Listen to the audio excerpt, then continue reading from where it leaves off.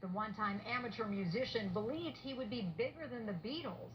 After that dream was crushed, it was replaced by a chilling fantasy, a nightmarish prophecy placing Manson atop the throne as ruler of a post-Armageddon world.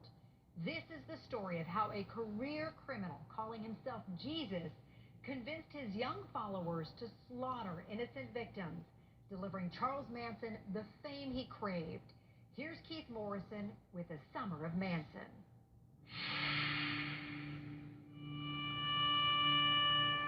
All that remains are ruins. The ramshackle Barker Ranch is long gone. Only the fitful, baking Death Valley wind left now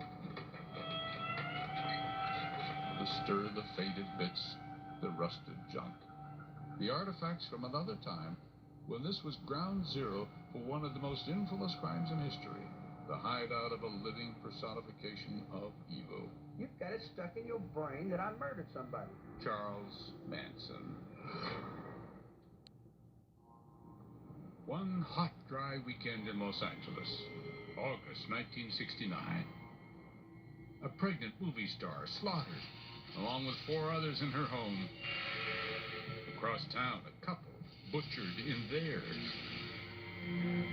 These were brutal crime scenes, things that the police had never seen before.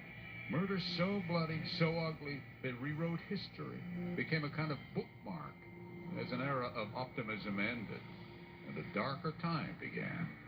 The 60s came to a close, 1969, and that was the curtain. That was the final curtain. Who could make sense of it? Are you saying change? That's relative. Who, even now?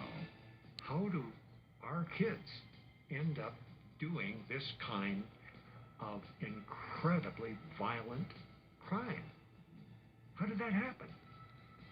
We'll do our best to answer that question, to get past the myths that have clouded the story of Charles Manson, and with the help of those who witnessed, finally explain the chaos, the crimes, the horror.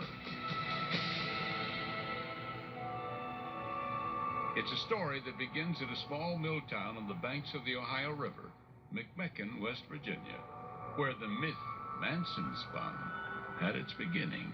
Manson had told his own life story, that he was a child nobody wanted, his mother's a career criminal and prostitute. But Manson lied. This is Jeff Guinn, author of Manson, the man whose research revealed the facts behind the myths.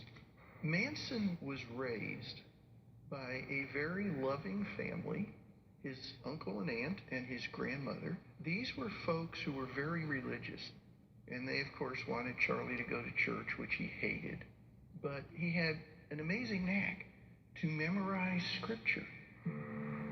He was fascinated particularly with the book of Revelation, which he learned to quote at great length. But he did not learn to be good. He constantly stole. He lied. He picked on people. He was fascinated with knives, and nothing you would do to try to discipline him worked. Finally, Manson was sent to reform school, eventually prison. By 32, he had spent half his life locked up. He was immediately